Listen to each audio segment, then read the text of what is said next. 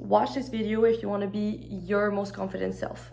So first off, we need to establish what confidence is, and this obviously is subjective, but to me, confidence is not based on outside appearances.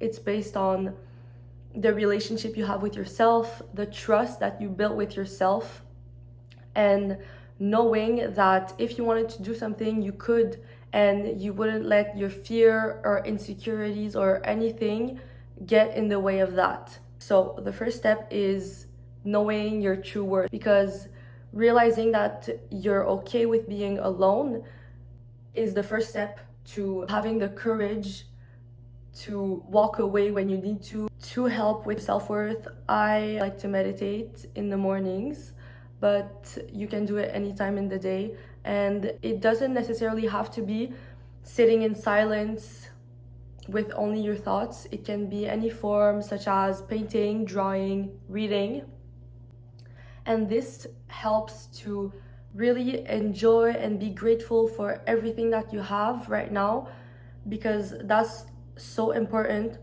in realizing that you don't need anything else, that you're okay in this situation, in yourself, with all that you have. You don't need more, because you don't want to be in a desperate energy.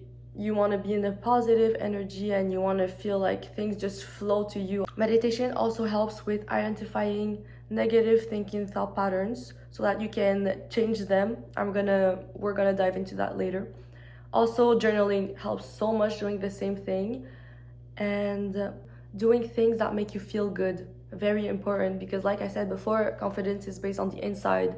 So if you do things that make you feel good on the inside, it makes you confident on the outside. Next thing is detach from negative thoughts. So how do you do that? I have two things. First off is, if a really big event is happening to you and it's very overwhelming, go back to the first step: meditate, journal, self-reflect.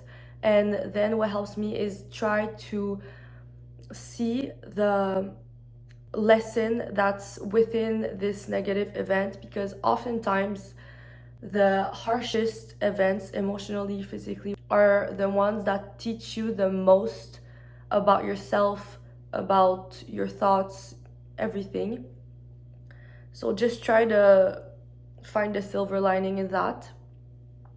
And the other thing is for smaller negative thoughts that you have every day, which amount to big thoughts, because if you have 1 million little thoughts, then basically your whole mindset is negative.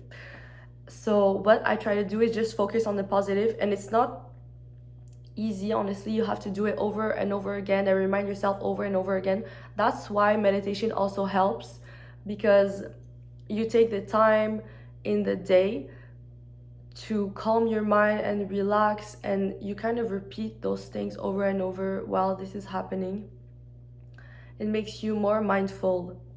So yeah, I just try to look at positive instead of negative. Honestly, it's very simple. Most of these things are very simple, but they're just hard to execute because it takes determination. Next thing is let go of expectations.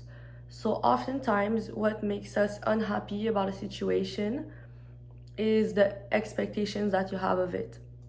You expect something to happen, and when it doesn't, that's when you fall into a negative space and you start going into emotional roller coaster. So just try to have no expectations, honestly. Just know that whatever happens, you're gonna be okay with it, and that you're gonna deal with it, and that you have the tools necessary, you have everything necessary to deal with it. This goes on to my next point, which is you aren't your thoughts. This is really important, and it helps a lot with all these previous steps, because you need to realize that the thoughts you're having is not your personality.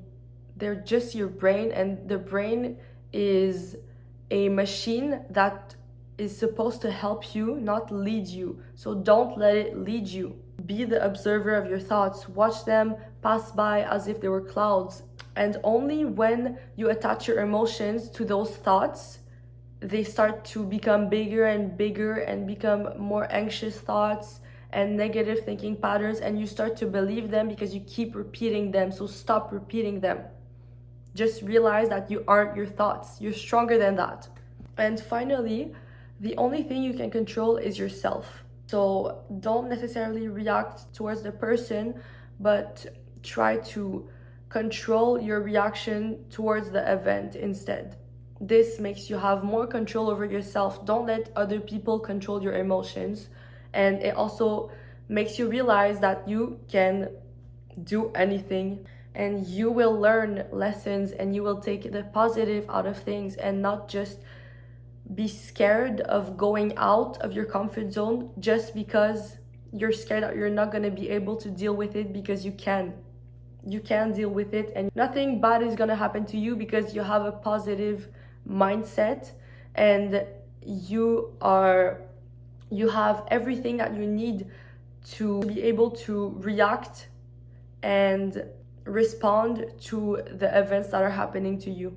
That's it, honestly. I hope that you will apply these things to your life and become the best version of yourself, because why wouldn't you, honestly? Don't be scared, just do it.